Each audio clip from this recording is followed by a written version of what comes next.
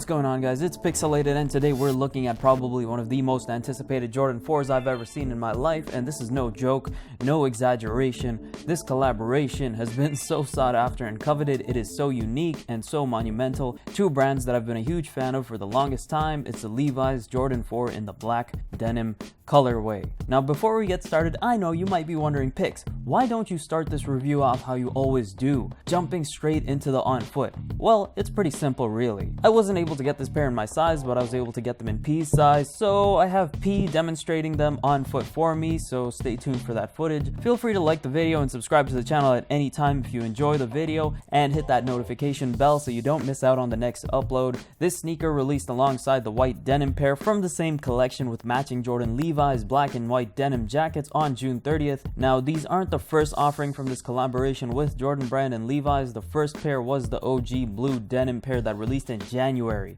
Personally, the blue denim pair reminded me too much of the navy Jordan 4 they released last year with the gum bottom. Now, it wasn't a bad shoe whatsoever. I actually like the way it looks a lot. It probably has something to do with the fact that it's denim. No duh, right? And being able to distress the pair however you want, it's just an amazing feature. I personally wouldn't do too much to it. That just seems unnecessary to me, but I definitely hit it with a few touches here and there. Regardless, I wasn't able to get those even though I wanted to, but this release went a little better for me. I was able to get this black denim pair in a youth size 5, which is a women's 6.5 and fits P perfectly. I got them through a local Toronto store raffle at Livestock. I do like the white pair a lot more than the blacks. No offense to the blacks.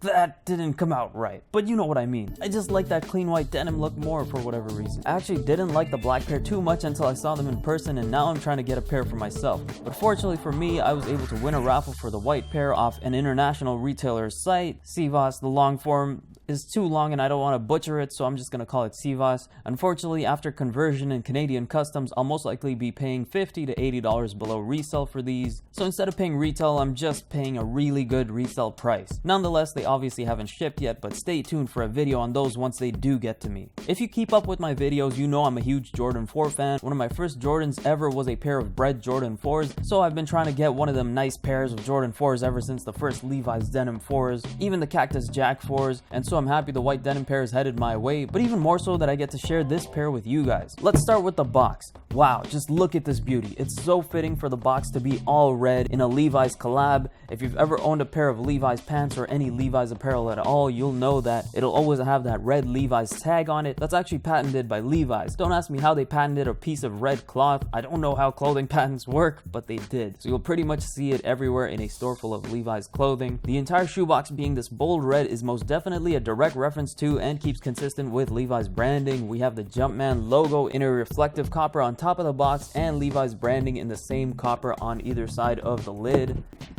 Inside, you get this nice red card with some text on it reminiscing about quality of the brands, blah blah blah blah blah. It reads, Jordan and Levi's are together again, fusing the signature Air Jordan style with Levi's premium denim. These two icons of sport and style reimagine their roots by combining the beauty of the Air Jordan 4 and the authentic heritage of Levi Strauss & Co. Moving on to the shoe, there are some really nifty details here, so let's quickly get into it. The upper is made almost entirely of a black denim construction, from the toe box to the side panels to the heel pull tab. Even the wings holding the laces are made of denim, while the actual eyelet piece is made of black plastic. The tongue is mostly denim, even the inner lining is all denim. The interesting thing about the heel pull is that the Jumpman is also denim, but it's debossed to stand out from the rest of the shoe. I'm not sure how they did that. They probably just put a little plastic Jumpman underneath. The unorthodox material pairing calls for some premium hits, so we get these flat black wax laces with these khaki color lace tips on the end. Then you got lots of Levi's jean motifs all over the upper. The hang tag is made of the same khaki material you get from the size tag you typically find on Levi's jeans.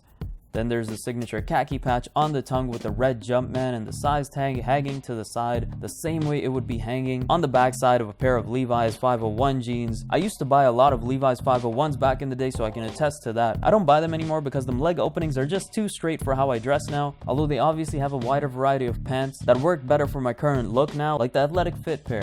Finally, the most Levi's thing about this shoe is the red tag with Levi's text on the right shoe. Now apparently there are pairs out there with just blank red tags as well. This is meant to show that Levi's doesn't just have the patent to Levi's branding, but also the red tag itself. So don't use it on your clothing unless you want to face the consequences. Real threatening stuff here. The inner lining of the shoe is all denim with padding around the ankle area, upside down Air Jordan text on a khaki tag behind the tongue, and Jordan Jumpman and Levi's branding printed on the heels of the insoles. Moving on to the midsole, the back half of it is covered in denim and the front half is printed black. I find this interesting because if you look at the air window, you can see the denim was actually cut around the window, and if you look close enough, it makes it look like the shoe had a regular Jordan 4 midsole, but they just overlaid it and glued a layer of denim onto it. Because of this raw finish right here, it kind of makes it look like it was a shoddy job, but I'm pretty sure they did this on purpose. Whether that's really the case, I can't be sure, but that's really what it looks like. Finally, we have the gum bottom outsole with red hits in between.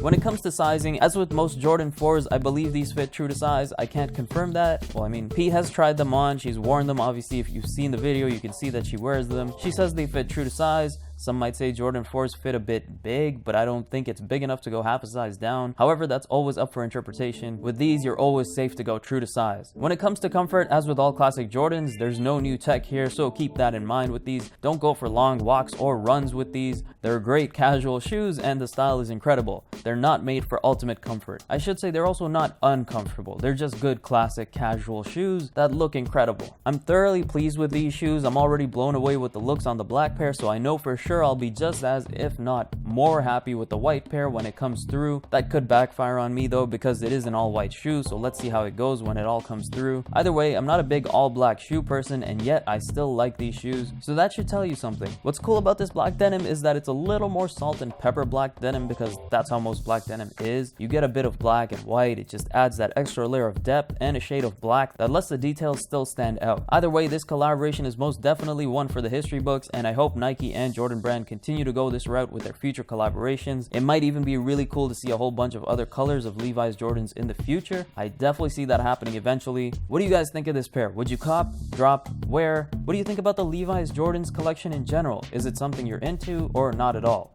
Let me know in the comments. Catch you later. Picsoleated is running out of pants.